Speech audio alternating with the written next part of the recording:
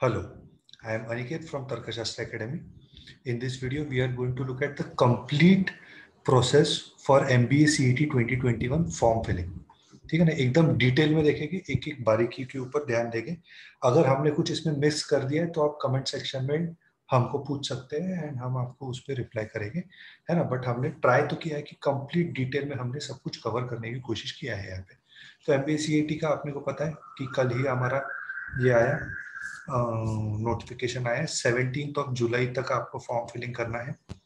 ठीक है ना. तो but don't keep it for till 17 जुलाई. अभी बस ये वीडियो देख लो एंड एक दो दिन में 3-4 दिन में फॉर्म फिल कर दो. कुछ ज्यादा डिफिकल्ट नहीं है, एकदम सिंपल सा फॉर्म फिलिंग प्रोसेस है. ठीक है ना. हर एक चीज डिटेल में देखेंगे. तो अभी ये तो है cetcell.mahaceet.org, ये वेबसाइट पे आपको जाना है. ठीक है. अब या फिर जो हमने कल उदय सामंत जी के ट्वीट पे देखा था वो वाले वेबसाइट पे भी जा सकते हो. You will see land on the same page, है ना. cetcell.mahaceet.org, इसका मैं लिंक आपको डिस्क्रिप्शन में दे दूंगा. वो सेल पे, वो वेबसाइट पे गए कि वहां पे आपको यहाँ पे क्लिक करना है ना. Maharashtra MBA MMS CET 2021. फिर नेक्स्ट पेज पे आप कहाँ पे डायरेक्ट होगी, यहाँ पे, है ना. These are the important links. ये वाले पेज पे डायरेक्ट होगी. ये सब कुछ डिटेल में पढ़ लो. जितना भी सब कुछ दिया है ना, ये पूरे पेज में सब कुछ डिटेल में पढ़ लो तो आपको सब कुछ समझ में आएगा. थोड़ा सा ध्यान से फॉर्म भरेंगे ना तो कुछ भी डिफिकल्ट नहीं है इसमें. ठीक है. नेक्स्ट आपको जाना है accept and proceed. Accept and proceed कर लिए कि आपको फिर ये पेज पे पहुंचोगे. तो यहाँ पे कैंडिडेट का फुल नेम लिखने का, फादर का फर्स्ट नेम ओनली लिखना है, फादर का फुल नेम नहीं लिखना है. एंड कैंडिडेट का नेम जो है वो 12th एंड ग्रेजुएशन के बेसिस पे ही लिखना है. 12th के मार्कशीट पे जो था या फिर ग्रेजुएशन के मार्कशीट पे जो है वही आपको नाम लिखना है ना. 10वीं में किसी का नाम अलग रहता है, 12वीं में अलग रहता है. वो चेंजेस नहीं करना है अपने को. जो जैसे 12th की मार्कशीट पे नाम था वैसे लिख के आना है ना. कुछ ज्यादा ज्यादा दिमाग नहीं लगाना है एंड एकदम दिमाग बंद करके भी काम नहीं करना है ना. थोड़ा सा नॉर्मली अगर आप करोगे तो हो जाएगा. ठीक है. फिर मदर्स नेम डालोगे, जेंडर डालोगे, जेंडर कंफर्म करोगे, मैरिटियल से स्टेटस डालोगे, डेट ऑफ बर्थ डालोगे, रिलीजन डालोगे, आप कौन से अर्बन में रहते हो, एनुअल इनकम डालना है तो डालो, नहीं डालना है तो मत डालो, है ना. अगर बहुत है 2-3 करोड़ है एनुअल इनकम तो डाल दो, बताओ भाई बहुत अमीर है ना. मदर टंग डालोगे, फिर नेशनैलिटी डालोगे, फिर ये डालोगे. फिर नीचे जाओगे, एड्रेस डालोगे. एड्रेस में पूरा डिटेल में एड्रेस डालने का, महाराष्ट्र, नागपुर, जो कुछ भी है आपका. फिर जिस सिटी से हो, जिस विलेज से हो, वहां पे डालना है. पिन कोड डालना है अपने को. फिर एड्रेस लाइन 1, फिर से अगर आपका permanent address if it is same as, I mean correspondence address, if it is same as permanent address तो well and good. अगर नहीं है तो फिर से आपको नया एड्रेस पूरा लिखना पड़ेगा. ठीक है ना. तो ज्यादा दिक्कत वाली बात नहीं है. एड्रेस तो लिख ही सकते हो अपना. फिर आपका आएगा मोबाइल नंबर. मोबाइल नंबर लिख देने का, ईमेल आईडी लिख देने का.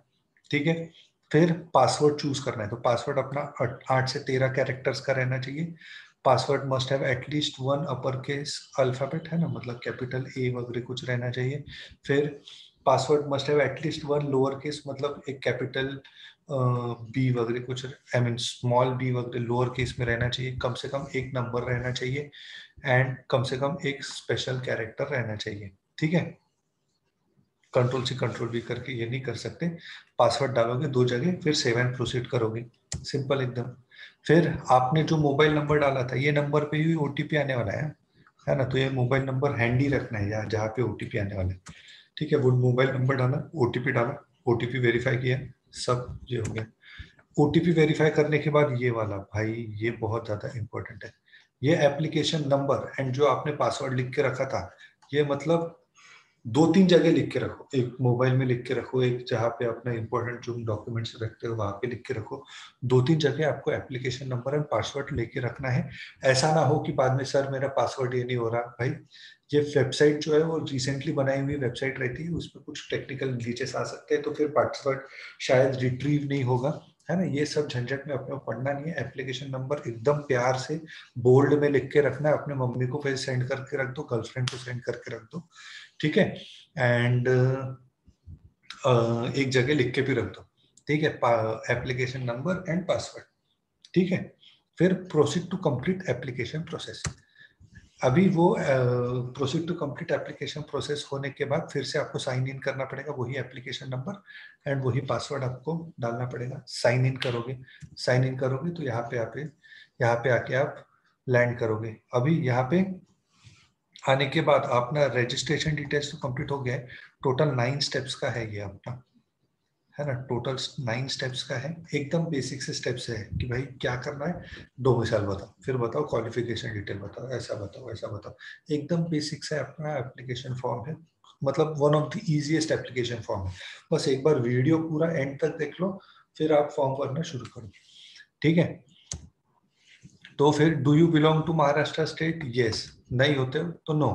कैटेगरी, अगर आप ओबीसी कैटेगरी के हैं तो आपको कास्ट सर्टिफिकेट देना पड़ेगा, कास्ट वैलिडिटी देना पड़ेगा एंड क्रीमिलेयर सर्टिफिकेट देना पड़ेगा, है ना। अवेलेबल है क्या ये बताना पड़ेगा।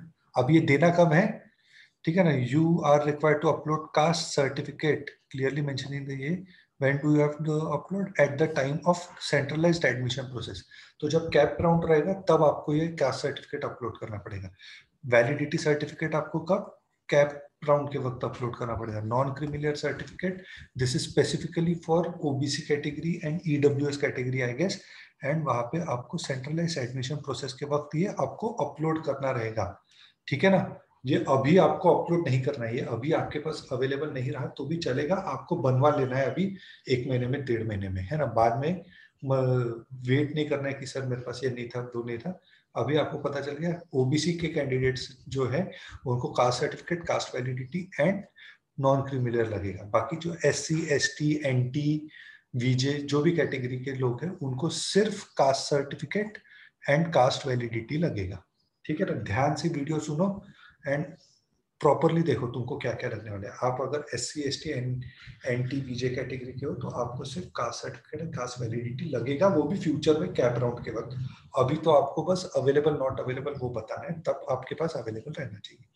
अगर आप पीडब्ल्यूडी कैटेगरी के हो तो आपके type of disability and do you require any scribe, scribe मतलब कोई पर्सन चाहिए क्या तुमको एग्जाम देने के लिए, ठीक है। ये तो था ओबीसी कैटेगरी के लिए। अभी ओपन कैटेगरी के लिए भी वही same, do you belong to Maharashtra state, अगर हो तो यस, नहीं तो नो। कैटेगरी आप ऑफ कैंडिडेट ओपन आप लिखोगे, फिर ओपन कैंडिडेट के लिए कुछ भी नहीं लिखना है। फिर do you belong to EWS category, yes, अगर आप लिखते हो ईडब्ल्यूएस कैटेगरी के तो फिर आपको कुछ तो कास्ट नेम आपको लिखना पड़ेगा। फिर ईडब्ल्यूएस स्टेटस आपको लिखना पड़ेगा कि भाई यस और नो, है ना। फिर पर्सन विद डिसेबिलिटी, ये सब है, ठीक है। अगर आप ये सब होने के बाद आप अगर सेव एंड प्रोसीड करते हो, सेव एंड प्रोसीड करते हो, एकदम सिंपल सा प्रोसेस है ओपन वालों के लिए। ओपन वालों को कुछ अपलोड ही नहीं करना है, ठीक है ना। अगर पीडब्ल्यूडी वाले हैं तो उनको अपलोड करना है, ठीक है ना। यहाँ पे फिर नीचे सेव एंड प्रोसीड का ऑप्शन है ना, वहाँ पे सेव एंड प्रोसीड कर देना। फिर आपको आपके ग्रेजुएशन या इक्विवेलेंट डिटेल्स डालने हैं। तो ग्रेजुएशन आपका, अगर पास हो तो पास लिखो, अपियरिंग हो तो अपियरिंग लिखो, जब पास हुए वो वाला डेट लिखो, है ना। 3 साल का ग्रेजुएशन रहा रहेगा तो 3 साल लिखो, 4 साल का रहा रहेगा तो 4 साल, है ना। अगर तुमने 3 साल का ग्रेजुएशन 4 साल में कंप्लीट किया है तो भी 3 साल ही लिखना है ना। ये चीज ध्यान में रखो, है ना। मतलब if you belong to BCom, I mean if you have done finished your graduation in BCom, तो बीकॉम 3 साल का रहता है, और तुमने वो बीकॉम कंप्लीट करने को 4 साल लगा है तो तुम्हारा ग्रेजुएशन 4 साल का हुआ, ऐसा नहीं। तुम्हारा ग्रेजुएशन 3 साल का ही हुआ। अगर आप एमबीबीएस हो तो एमबीबीएस आपका 5 साल का, है ना। फिर वो एमबीबीएस कंप्लीट करने के लिए आपने 10 साल लगाए तो 10 साल लगाए, उससे उनको लेना देना नहीं है, ठीक है ना। फिर आपने ग्रेजुएशन की डिटेल्स डाले, आपको परसेंटेज के टर्म्स में मार्क्स है तो परसेंटेज के टर्म्स में marks obtained, marks out of percentage and class कौन सा है, first class, second class, first class with distinction, ये सब है, ठीक है।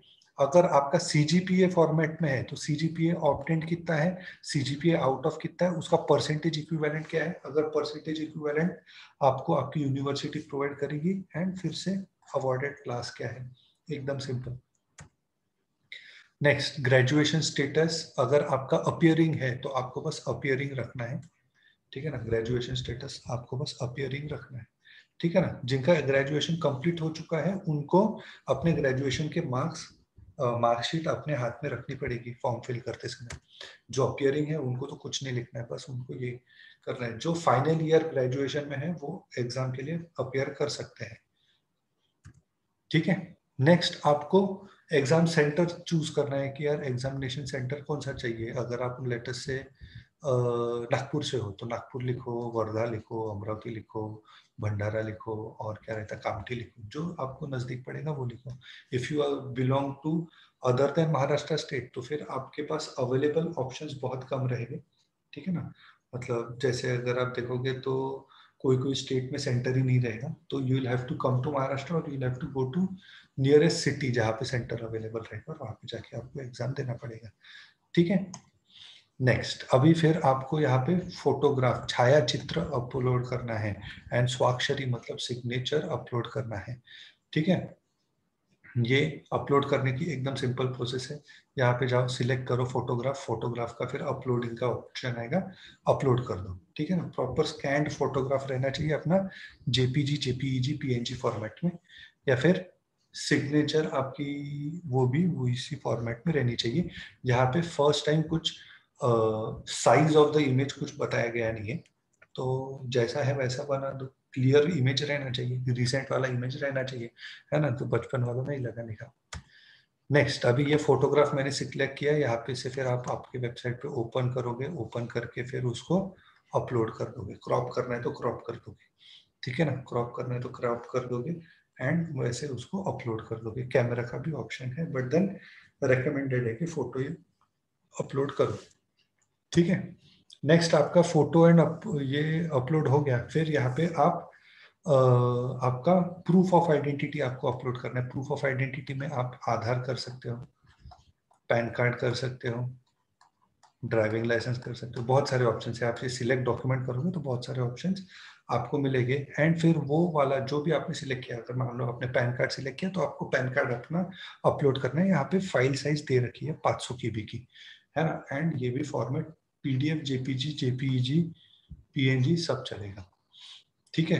अपने को latest version of Google Chrome या मोजिला फायरफॉक्स में ही ये फॉर्म भरना है, इसलिए मैं बोल रहा हूँ पूरा डिटेल में एक बार वीडियो देख लो। एक बार वीडियो देख लोगे ना तो you will be tension free to start filling the form, ठीक है। फिर एक बार सब हो गया, आपने सारे डॉक्यूमेंट्स ये कर लिए, फिर आपको preview and validate application form रहेगा, वहां पे आप अपना सारा डिटेल्स देख लोगे, ठीक है ना। फिर नेक्स्ट ये स्क्रॉल डाउन करोगे तो ये सारे डिटेल्स देख लोगे, फिर आपका फोटो देख लोगे, सिग्नेचर देख लोगे ये, फिर प्रोसीड फॉर पेमेंट, है ना। अभी पेमेंट है ना, इमीडिएटली कर दो, है ना, कल करता हूँ, परसों करता हूँ, नहीं तो फिर वो दिक्कत हो जाता है। अभी कैसा है, नई नई वेबसाइट है, ज्यादा ट्रैफिक पे आया नहीं है, जल्दी कर दोगे कंप्लीट हो जाएगा, ठीक है ना। Once the payment is done, ये ऐसा कुछ आपका प्रोसीड फॉर पेमेंट आएगा, आपको ये यहाँ पे क्लिक करना है। ये यहाँ पे मैं क्लिक करना भूल जा रहा था 10 बार, है ना, तो परेशान हो गया था कि यार क्यों प्रोसीड फॉर पेमेंट हो क्यों नहीं रहा है। तो यहाँ पे आपको क्लिक करना है, तो आपका वो 1000 रुपये यहाँ पे आ जाएगा ऐसा, and then you can move for go for the payment, proceed for the payment. Once you payment, अभी आपका वही debit card, net banking, credit card, इन सब से आपका पेमेंट हो जाएगा। Once the payment is done, you will be directed to this page, है ना। यहाँ पे प्रिंट एप्लीकेशन फॉर्म है, ये प्रिंट एप्लीकेशन फॉर्म करके रखना है ना। प्रिंट करके नहीं रखना है, सेव करके रखना है एज ए PDF, ठीक है ना। तो प्रिंट एप्लीकेशन फॉर्म पे क्लिक करोगे तो ऐसा कुछ एक निकलेगा, यहाँ पे सेव एज PDF का ऑप्शन आएगा और सेव करके रखना है ना। और लैपटॉप में, कंप्यूटर में एक इंपॉर्टेंट जगह पे सेव करके रखना है वो, ठीक है ना। या फिर अगर आप कहीं बाहर से कर रहे हो तो मेल करके रख दो खुद को, क्योंकि ये आगे काम में आता है, ठीक है ना। तो this is the complete process, easy process for filling the exam form for MBA CET, है ना। एक बार पूरा मेथड देख लोगे तो आप फॉर्म फिल कर सकते हो। आपको अभी फॉर्म फिल करने से पहले क्या क्या रेडी रखना है, scan photograph, scan signature, graduation complete हो चुका है तो मार्कशीट, फिर प्रूफ ऑफ आइडेंटिटी के लिए Aadhaar card, PAN card, driving licence, and जो भी आपकी पेमेंट डिटेल्स है, कार्ड, नेट बैंकिंग, जो भी आप करने वाले हो, है ना। बिटकॉइन एक्सेप्ट नहीं होता है, ठीक है ना। तो all this is needed. We are starting with a crash course for MBA CET, so you can take the live sessions for 7,000 rupees, or you can take the recorded sessions for 2,500 rupees. This is the throwaway price which we are offering. एकदम basic सा price है, इसमें सब कुछ cover होगा। मतलब ऐसा है कि इन दिस जो all that you need to join your dream B school, है ना। अगर आप ड्रीम बी स्कूल में, आपको अपने ड्रीम बी स्कूल में ज्वाइन करना है तो यू कैन थिंक अबाउट तर्कशास्त्र, क्योंकि यहाँ पे सब कुछ कवर्ड है ना। यहाँ पे आपको सेशंस लेके, तो sessions will be taken by me और Aditya sir only. Maximum 15 student रहेंगे ऑनलाइन बैच में। Regularly up to date books, तो लास्ट ईयर अपन ने नए बुक्स बनाए, वो बुक्स आपको कुरियर किए जाएंगे या फिर ऑफिस से आप कलेक्ट कर सकते हो। मोबाइल ऐप मिलेगा, वहां पे भी 25,000 से ऊपर क्वेश्चन है। नेशनल लेवल टेस्ट सीरीज मिलेगी, 1-on-1 मॉक एनालिसिस है ना। एग्जाम स्पेसिफिक वर्कशॉप्स आपको मिलेंगे यहाँ पे। Doubt solving session every Saturday Sunday आपका डाउट सॉल्विंग सेशन होगा। फिर टेलीग्राम पे हम डेली का क्विज डालते हैं, वीकली जी की वीडियोस डालते हैं। अभी वीकली जी की वीडियोस इसके लिए नहीं है ना। अभी ये जितना इंपॉर्टेंट अपडेट है, we are uploading it on YouTube, है ना। जो भी अपडेट आएगा वो आपको हम इसमें भेजेंगे। And all this at the lowest fee in the industry, है ना। If you are thinking of getting into the best B school, है ना, तो 1-2 हज़ार के लिए मत देखो, है ना। Lowest fee in the industry and सब कुछ मिलेगा जो रिक्वायर्ड है अच्छे बी स्कूल में जाने के लिए। This is our USP. इसके वजह से बहुत अच्छा रिजल्ट आता है हमारा, ठीक है। If you want to connect to us, you can connect to us on any one of this social media platforms, और visit our website tarkashastra.co.in, or send a WhatsApp message on any one of these 2 numbers. Thank you so much. Jai Hind.